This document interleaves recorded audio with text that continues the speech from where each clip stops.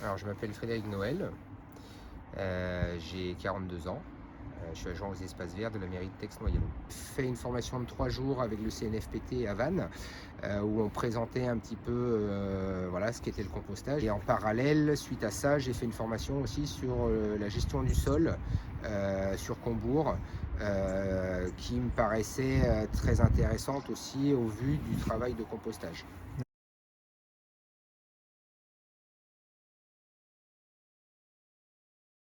C'est les élus qui avaient pour projet voilà, de diminuer les déchets un petit peu importés de la cantine vis-à-vis de Vanaglo, puisqu'il y a une loi qui devait être votée, mais au-delà d'un certain tonnage relevé par Vanaglo, il y aurait une surtaxe. Donc par rapport à ça, ils ont voulu faire du compostage, récupérer les déchets de la cantine. Au tout début, donc c'était sur les 2 premières années, la cantine faisait la démarche d'amener les déchets, les mettait directement dans le composteur, et moi après je faisais le mélange. Mais suite au Covid, ça s'est arrêté. Pour des raisons sanitaires, on a fait le marche arrière un petit peu. C'est moi qui vais les chercher directement à la cuisine centrale. Et en cuisine centrale, mais sachant que la cuisine fait aussi des repas pour deux petites communes à côté, donc la Trinité-sur-Jure et Séné. Ensuite, je les pèse, je fais le mélange moi-même et puis je m'occupe du reste.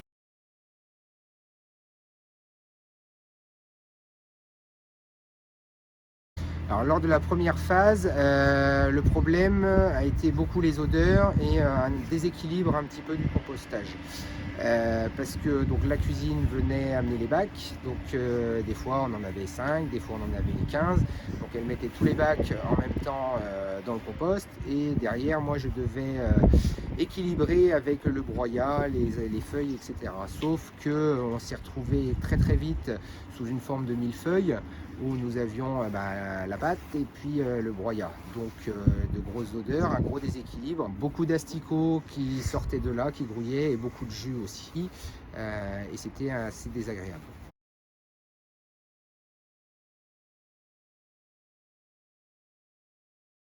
Donc la commune s'est retournée un petit peu et a demandé à Vanaglo de nous donner un coup de main. Vanaglo du coup s'est renseigné et s'est associé à Terrao, qui est venu faire un diagnostic pour voir comment on faisait, pourquoi ça marchait pas. Et à partir de là, il y a eu un suivi pendant un an pour montrer différentes façons, voir l'évolution qu'il pouvait y avoir. Donc, je m'appelle Julien Vacher, je fais partie de la société Terrao. On est basé près de Vannes, Morbihan. Et on travaille sur la gestion de proximité des biodéchets depuis maintenant plus d'une dizaine d'années. On a été sollicité donc, par Golfe du Morbihan, Vannes Agglomération, avec qui on travaille par ailleurs sur le compostage individuel, les déchets verts ou différents projets, qui avaient été sollicités par la commune de Tex-Noyalo pour les aider à résoudre des problèmes liés à la mise en place du compostage des déchets du restaurant, de la restauration centrale. De là, donc, on est venu faire un premier diagnostic en présence de la responsable du service et de Frédéric, l'agent en charge du compostage. Et voilà, tout de suite, on a pu, de par les constats, constater qu'effectivement, il y avait un problème de structurant, de matériel aussi qui n'était pas adapté au volume, qui n'avait pas été correctement, dès le départ, estimé, quantité produite à valoriser. Et donc de là, on a proposé de remettre en place déjà un petit peu tout l'aspect réglementaire, de refaire un point réglementaire sur les obligations et les droits des collectivités à pratiquer cette gestion de proximité des biodéchets. Et donc du coup, de reprendre un petit peu les fondamentaux. Et entre autres, essentiellement, le problème qu'on a pu constater, nous, en arrivant, c'était quand même essentiellement la question de la quantité de broyat utilisée qui était sous-dimensionnée. Et qui générait les problèmes qu'on a pu constater d'odeur, d'excédent de liquide et de nuisances diverses. On a créé des cellules comme ici, parce qu'avec réflexion, on avait besoin aussi de plusieurs cellules par rapport aux quantités qu'on avait, puisqu'on est sur entre 600 et 650 repas de fournis à la journée. Donc c'est vrai que la problématique du départ avec le petit composteur et les quantités qu'on avait nous ont amené à penser un petit peu plus grand avec un site sur place et aussi se dire voilà, est-ce que je vais bien pouvoir fonctionner avec tout ça. Ça fait combien de tonnes annuelles du coup? On est à peu près sur 13 tonnes à l'année. Feuilles, broyats, déchets de cantine. Oui, on utilise une bétonnière. Donc ça c'est de l'idée de Terrao un petit peu parce qu'on avait une bétonnière qui restait en suspens, qui ne servait à rien et c'est vrai que pour faire un mélange homogène on a pensé à ça comme le béton et ce qui fait qu'à l'heure d'aujourd'hui on mélange broyat, feuilles en gros 50-50, donc on met un bac de broyat pour un bac de déchets alimentaires. Du coup, le résultat, ça a changé complètement par rapport à la phase 1? Complètement, puisqu'il n'y avait plus d'odeur, plus d'asticot. Le mélange était beaucoup plus homogène et surtout, voilà, le travail se faisait beaucoup plus vite.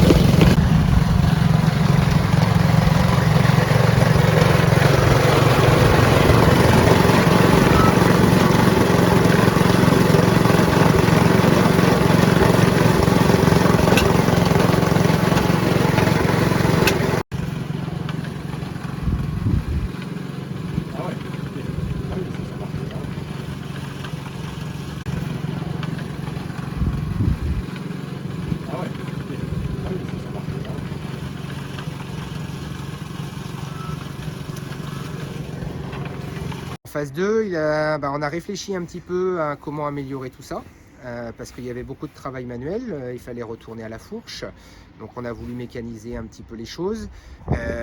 Alors l'aspect mécanisé, c'est qu'aujourd'hui on utilise du matériel de la commune, que ce soit le tracteur ou un Manitou avec des fourches ou avec le godet.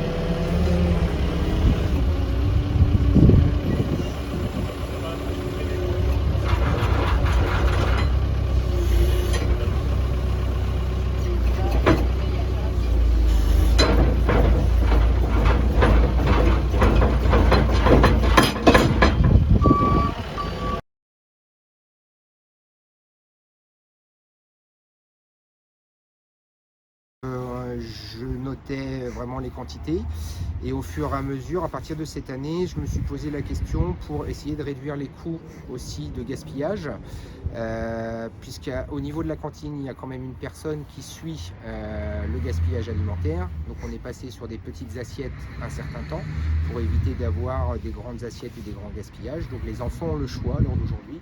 Soit ils prennent une petite assiette s'ils aiment un petit peu moins, soit s'ils aiment bien, ils vont prendre une grande assiette. Et aussi, moi, par rapport à la préparation, les épluchures et puis le reste de repas, je me suis fait un tableau où j'essaye approximativement de connaître à l'année les déchets de préparation, ce qui est jeté alors qui n'est pas consommé, les déchets alimentaires du reste d'assiette, plus les épluchures pour avoir aussi une idée un petit peu de quel genre de déchets on a.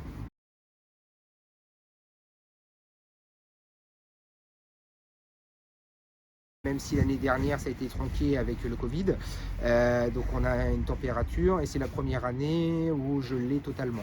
Donc ça me permet de savoir aussi si mon compost est en train de travailler ou pas, parce qu'au départ c'était à l'œil, donc dès qu'on voyait de la fumée on se disait c'est bon, ça travaille, mais du coup avec les températures on a une valeur un petit peu plus juste. Vous êtes à une moyenne de combien en général? Au mieux, j'ai dû être à plus de 70 degrés. Là, en ce moment, quand ça travaille bien, on est autour de entre 60 et 67.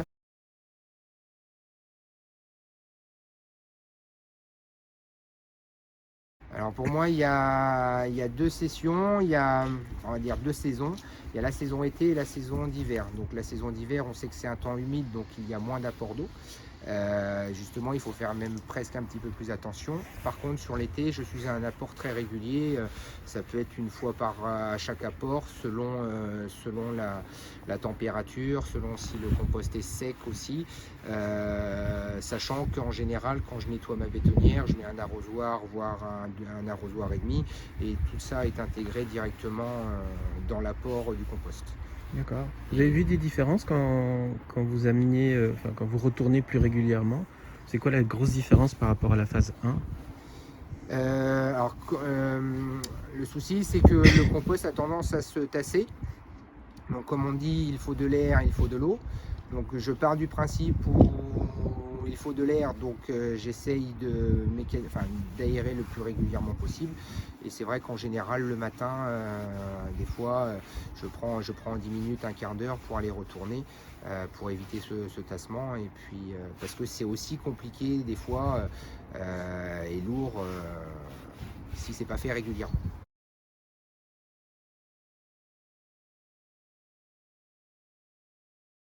Donc ce n'est que des déchets de la commune, des branches d'arbres différentes que l'on élève souvent l'hiver, que l'on garde en stockage sur un autre endroit, qu'on broie l'hiver aussi.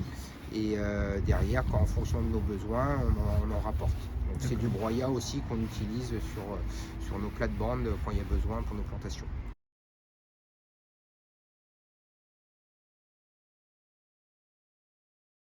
Donc on a commencé par des tests à certains endroits, donc au niveau du complexe sportif de Brest-Ivan. On avait des plates-bandes qui étaient un petit peu anciennes, taillées toujours pareil. Donc on a décidé sur une plate-bande de recéper un petit peu tout ça. Et en test, on a mis du broyat pour voir l'évolution, parce qu'on n'avait pas forcément la connaissance. Et petit à petit, on a commencé à mettre ça sous nos plantations vivaces, de arbres, un petit peu tout. Tout va bien? Pour l'instant, oui.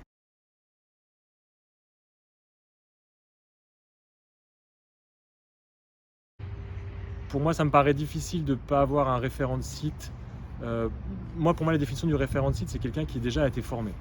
Donc, de toute manière, il faut au moins avoir une personne ressource formée, quitte à en former plusieurs derrière pour avoir une continuité, une pérennité de l'action.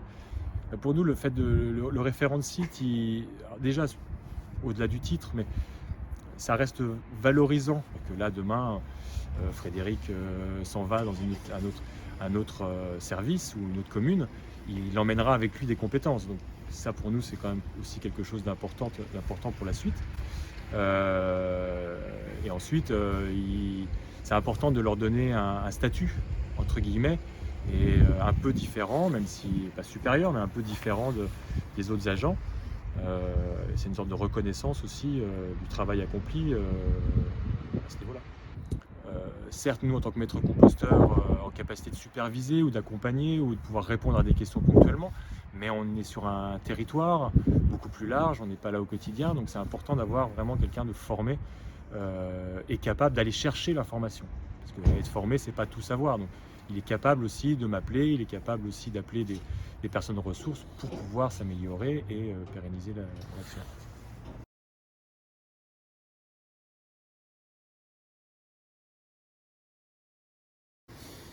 Bien le penser, ne pas partir tête baissée directement, même si on a des grosses quantités, commencer petit pour se familiariser un petit peu avec cette notion de compostage, voir l'évolution qu'on a avec et petit à petit augmenter les quantités et puis par rapport au site que l'on a, par rapport aux besoins et aux moyens que l'on a, voilà, le réfléchir tranquillement. Avoir la personne pour le faire, puisqu'on est quand même le dernier maillon de la chaîne. Donc c'est nous qui mettons les mains dedans et c'est nous qui aussi remontons les différents problèmes, puisque ce qui peut se passer, c'est aussi avoir tout type de déchets, des pots de yaourt, des papiers, des cuillères, etc. qui peuvent traîner. Donc derrière, on doit faire le tri, mais si le tri n'est pas fait en amont, non plus, c'est pas terrible. Donc il y a aussi une équipe de la cantine, une équipe qui doit surveiller aussi au niveau des repas comment les déchets sont mis, et puis derrière la personne qui a envie de le faire, puisque voilà, on est là, on est à la fin.